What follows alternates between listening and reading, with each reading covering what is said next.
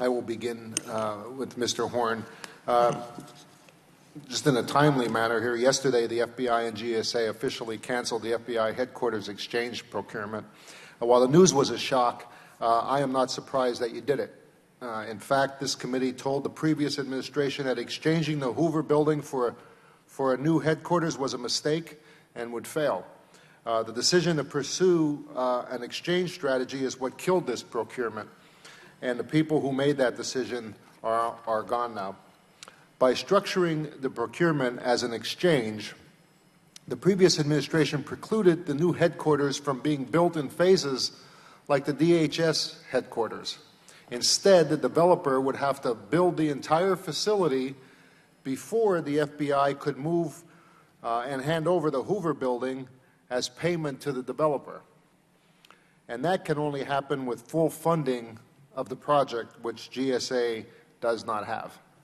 But the need for a consolidation FBI headquarters remains, and I strongly encourage this administration to pursue a public-private partnership strategy. I believe a P3 is the only way to deliver a consolidated headquarters for the FBI. I believe the administration will have strong bipartisan support for allowing GSA to use a ground lease, leaseback, or a discounted purchase option to acquire a new headquarters. I'm willing to do whatever I can to help GSA get OMB approval to do this, and I hope that you will pursue such a strategy. We have the opportunity to fix this project and get it back on track.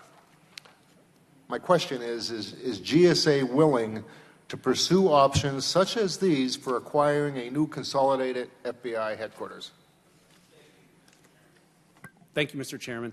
And thanks for the opportunity to meet in your office yesterday with your staff. I enjoyed our conversation about the good work that's happening at GSA.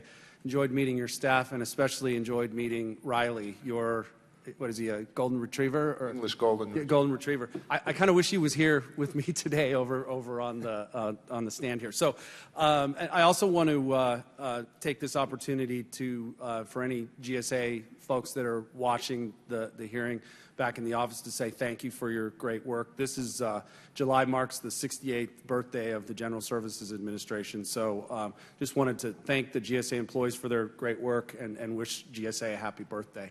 In terms of the FBI project, you're correct. It really came down to the structure of the deal plus the lack of funding equals an inability to move forward.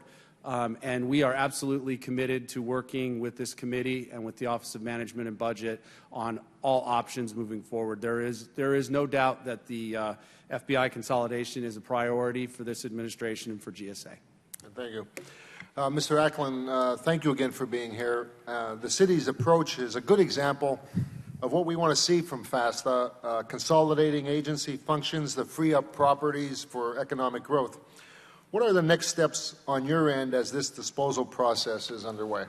Well, thank you, Mr. Chairman. First of all, we've already budgeted so the plan that we have and presented to you today, and I can share with members, we have a comprehensive plan. Our budget over the next 5 years assumes that we will move forward with this site.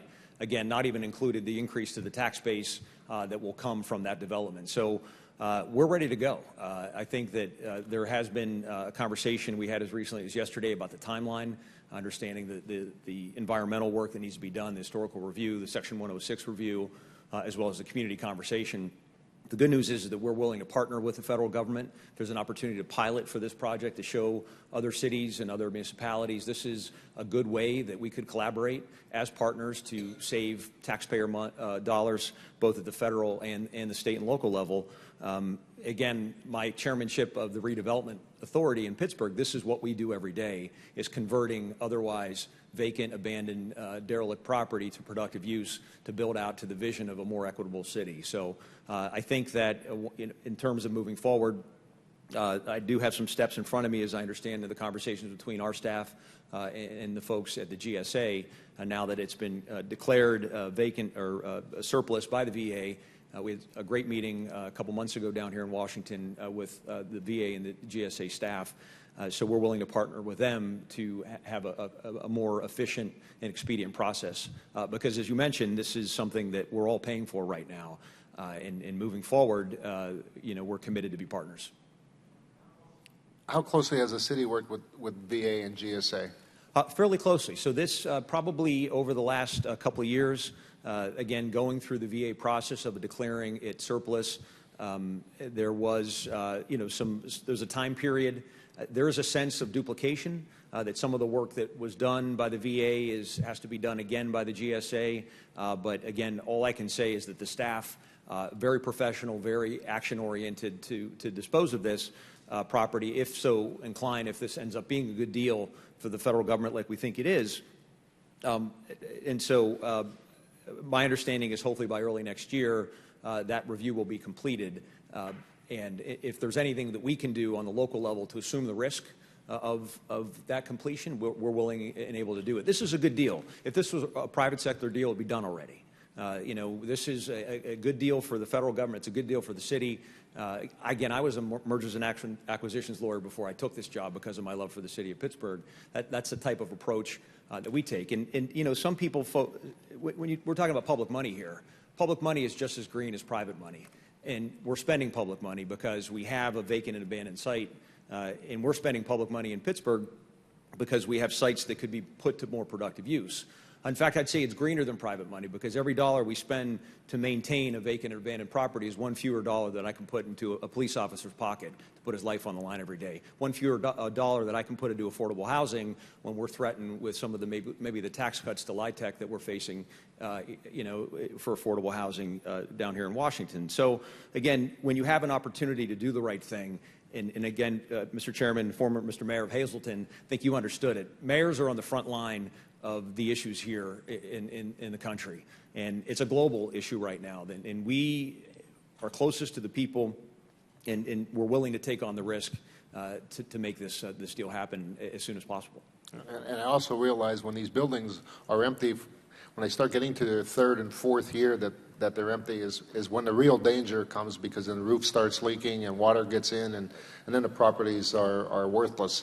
So it's, focus of this hearing is really to talk about FASTA and why it's so important that we have a process to dispose of these properties to protect the taxpayers. Now I'd like to recognize Ranking Member Johnson for 5 minutes.